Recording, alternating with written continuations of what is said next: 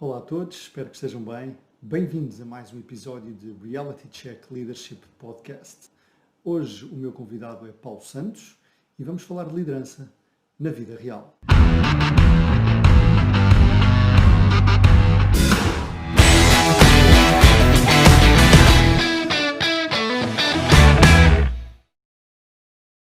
Olá Paulo, boa tarde. Mais uma vez, bem-vindo ao Reality Check Leadership.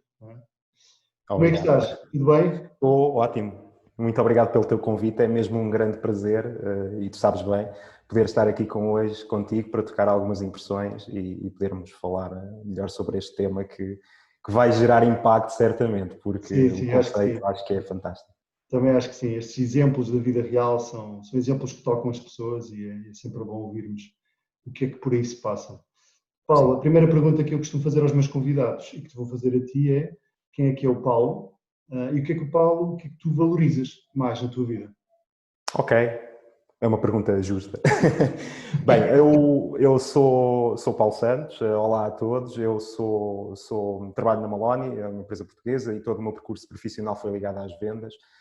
Sou uma pessoa das pessoas, acho que sempre o fui, e isso também se prende com a área de atividade com que eu sempre tive. Sou um comunicador, gosto de conversar, é fácil arrancar um sorriso e uma gargalhada de mim. Aliás, a malta que trabalha comigo sabe como é que é, e eu de manhã, mal entro no escritório, estou pronto a mandar uma piada e gargalhada, porque acho que devemos ser felizes no trabalho e isso é algo muito importante e algo que é contagiante. Portanto, sou uma pessoa bastante positiva e determinada, e nem sempre o fui, mas acho que isto faz parte da experiência e do crescimento. Claro. Vamos ficando e vamos apurando cada vez mais estas características. Em termos de... O que é que valorizas na tua vida? O que é mais importante para ti?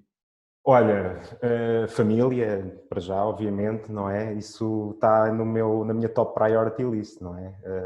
Aliás, isso tanto é que já tomei várias decisões ao longo da minha vida em prol disso, nomeadamente, para quem não sabe, eu trabalhei em Lisboa há muitos anos e mudei-me há relativamente poucos anos para outra zona do país para poder justamente ter outro tipo de qualidade de vida junto à minha família, e para mim isso é a top priority. De resto, valorizo, olha, trabalhar com pessoas que sejam íntegras, que partilhem a minha visão, que sejam bons colegas e bons camaradas de trabalho e que todos nos entendamos bem e que rememos para o mesmo lado. Portanto, isso é que é importante e é a minha filosofia. Obrigado pela tua rápida apresentação e dentro do tempo, maravilhoso. Vamos então àquilo que nos traz aqui, que é a partilha de exemplos que se passaram connosco, contigo, neste caso, na primeira pessoa, ou alguém muito próximo de ti, que passou por episódios em que teve um líder ou que teve dentro de uma equipa cuja liderança era extraordinária ou cuja liderança era muito má. Falávamos há pouco em off e, portanto, vamos começar com o exemplo negativo, não é? Fala um bocadinho disso. Que exemplo é que trazes para nós hoje, para partilhar?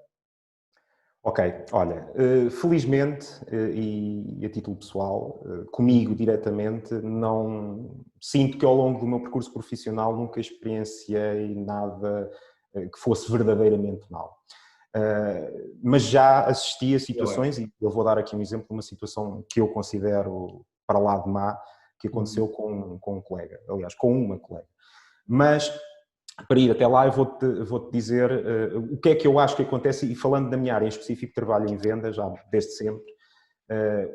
Eu resumo isto tudo a uma questão, que é: as pessoas que são promovidas nesta área são promovidas com base naquilo que é a sua performance maioritariamente comercial.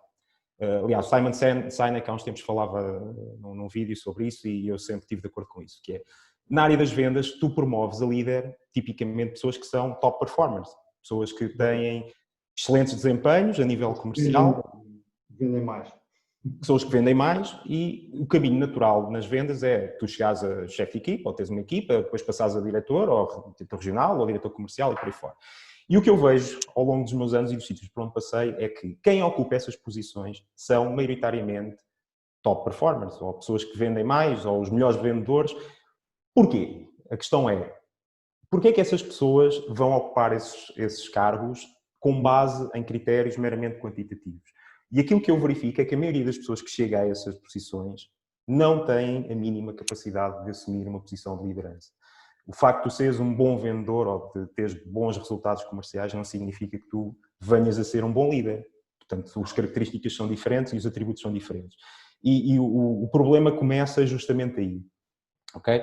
Eu acho que, da minha experiência e daquilo que eu vi até hoje, as pessoas que ocupavam, não estou a dizer toda a gente, estou a falar aqui de uma forma geral, mas os exemplos maus que eu vi advêm disso. Ou seja, as pessoas que subiram e ascenderam a esses cargos não têm capacidade para os assumir, porque foram promovidas com base em critérios que não são os reais.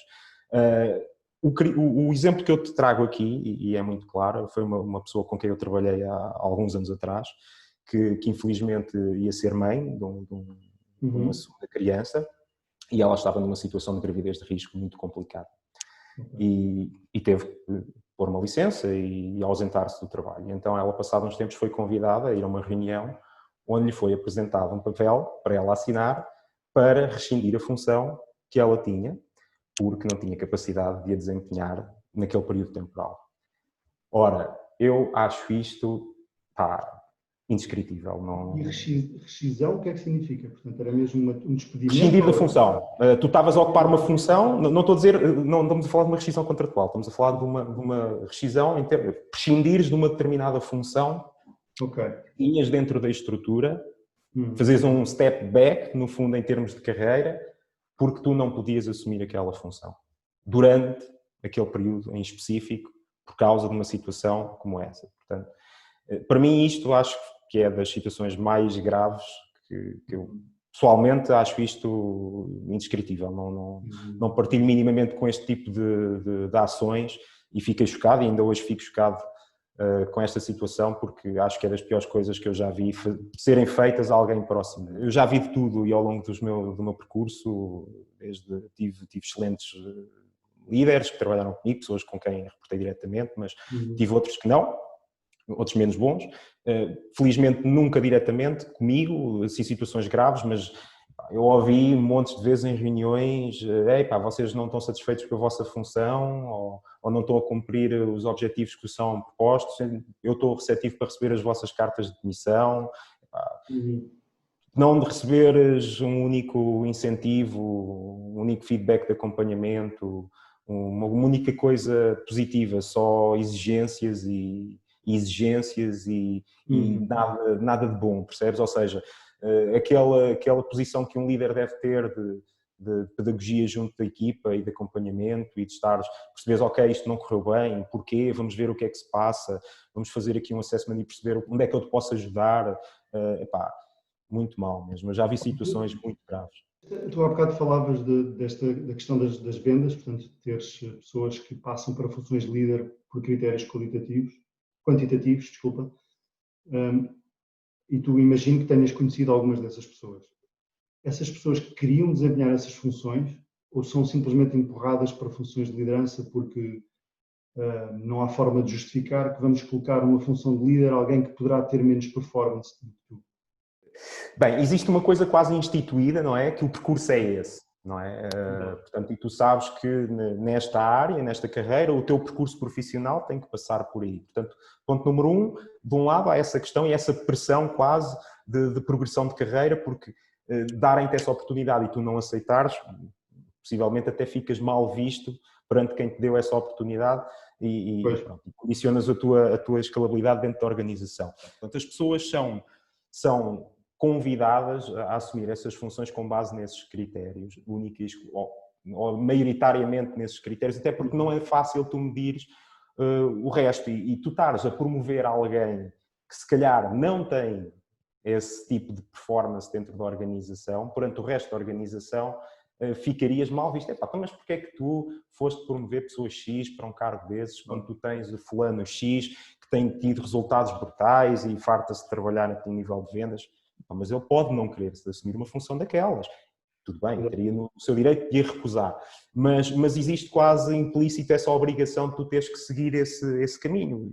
E eu vi isso com várias pessoas mesmo. O teu colega ficou bem?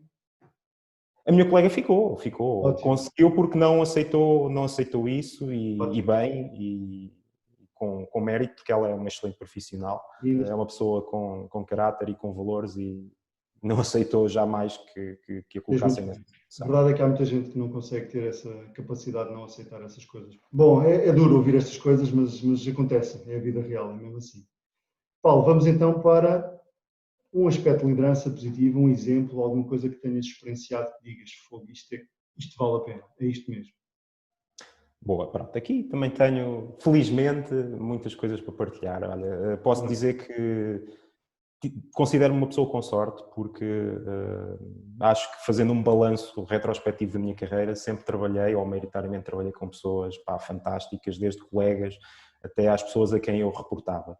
Eu trabalhei muito tempo na área financeira, na banca, e lembro-me perfeitamente do meu primeiro dia de trabalho quando entrei num balcão, e a pessoa que veio a ser o meu primeiro gerente, que ainda hoje é um grande amigo meu, que está reformado já, é o que chamam um gerente da velha guarda, o Vita, foi uma escola para mim. A postura dele de defender a equipa, de estar com a equipa, de dar autonomia, de puxar por ti, de querer que tu dês o teu melhor em função da equipa primeiro. Ou seja, eu acho que há aqui um elemento-chave que é tu sentires que pertences a uma coisa. E quando tu sentes que pertences a uma coisa, quando o teu líder te põe nesse patamar, eu acho que o potencial está à solta e toda a gente vai dar ao litro o máximo que puder para que todos consigamos atingir um objetivo.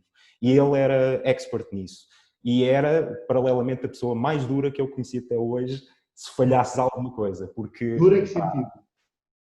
Dura porque eu acho que ele ficava mesmo frustrado porque ele tinha altas expectativas que tu cumprisse aquela tarefa ou atingisse aquele determinado objetivo, ou o que fosse, que ele atribuiu, e se tu falhares, não estou a dizer falhar porque não conseguiste por algum fator externo, estou a dizer falhar por negligência tua ou porque tu te marimbaste para aquilo que ele te pediu e falhaste, ok? Falhaste com aquilo que ele te pediu. Ele era duro. Mas foi uma escola, porque ele dizia muitas vezes a brincar, e é verdade, quanto menos vocês souberem fazer, quanto mais vocês souberem fazer, menos eu faço. E o trabalho dele era dar-nos esse follow-up contínuo, e era uma pessoa excelente. Defendia a equipa com unhas e dentes, fosse contra quem fosse, se a equipa obviamente tivesse a razão do nosso lado.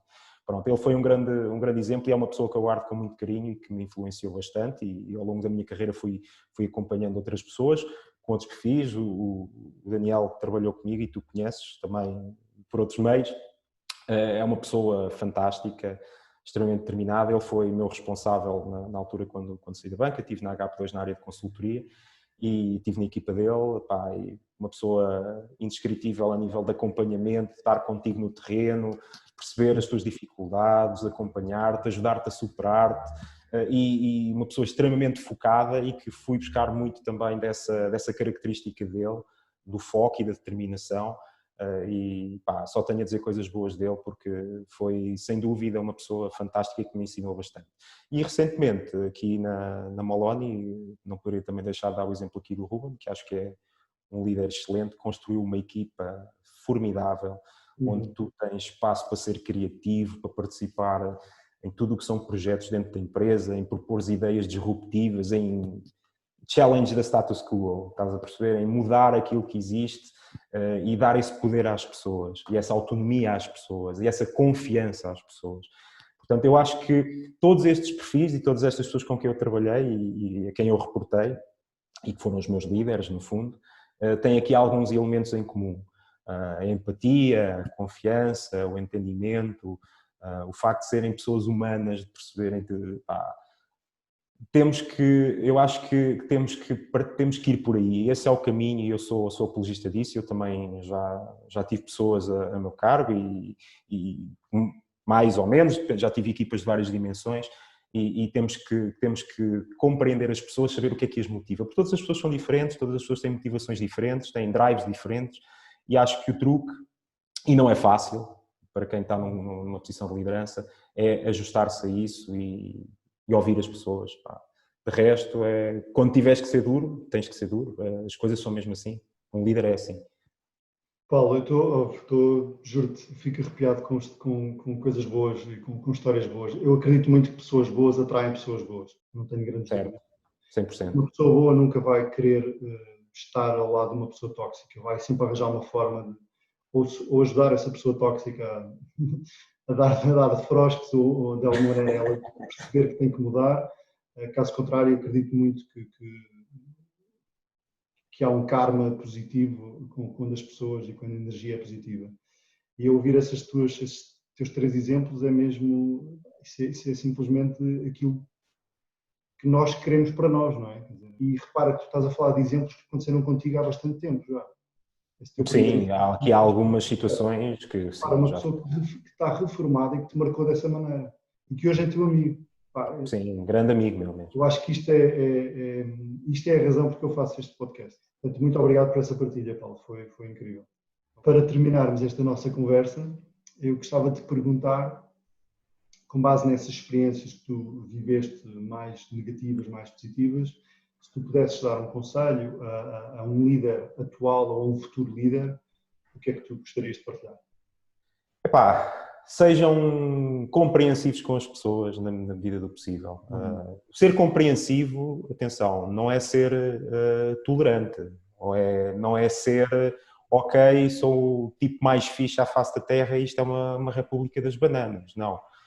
Mas sejam compreensivos, entendam as pessoas. Eu acho que o grande problema às vezes é colocar-se tudo na mesma bitola. E eu trabalhei com pessoas ao longo da minha vida muito diferentes. Umas movidas por ambições desmesuradas de dinheiro, outras por reconhecimento, outras porque só gostavam de uma palmadinha nas costas quando faziam um bom trabalho. Eu trabalhei com pessoas muito diferentes. E trabalhei com gestores, pessoas, não chamaria líderes, mas gestores de pessoas muito diferentes. O que acontecia era que muitas vezes essas pessoas tratavam toda a gente com a mesma bitola e isso não pode ser porque as pessoas são diferentes. Tu tens que conhecer as pessoas, tens que conhecer o que é que as motiva, como é que elas são, para poderes desempenhar um bom papel enquanto gestor de pessoas e aí seres efetivamente um líder dessas pessoas. Portanto, e criares um ambiente de confiança em que as pessoas estão à vontade para te abordar, para falar contigo, para te perguntar, para te questionar, para te pedir ajuda.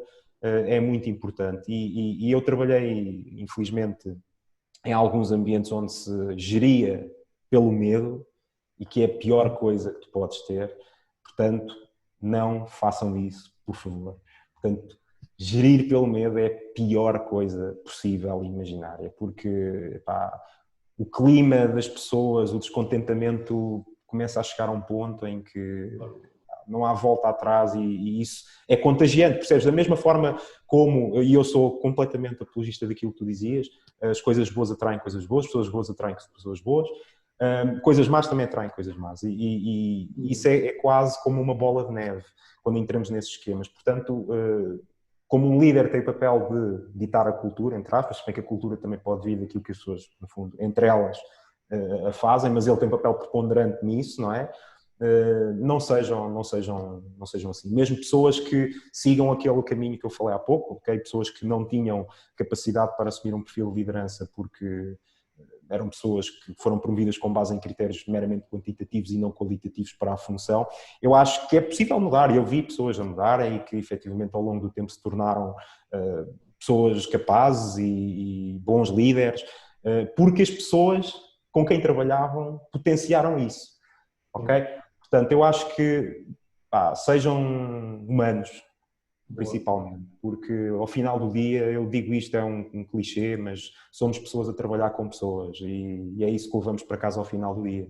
E passamos tantas horas juntas e nós temos que confiar em quem nos lidera e quem está, no fundo, responsável por gerir as nossas organizações. E se essas pessoas nos falharem, bem, então em quem é que nós vamos confiar, não é?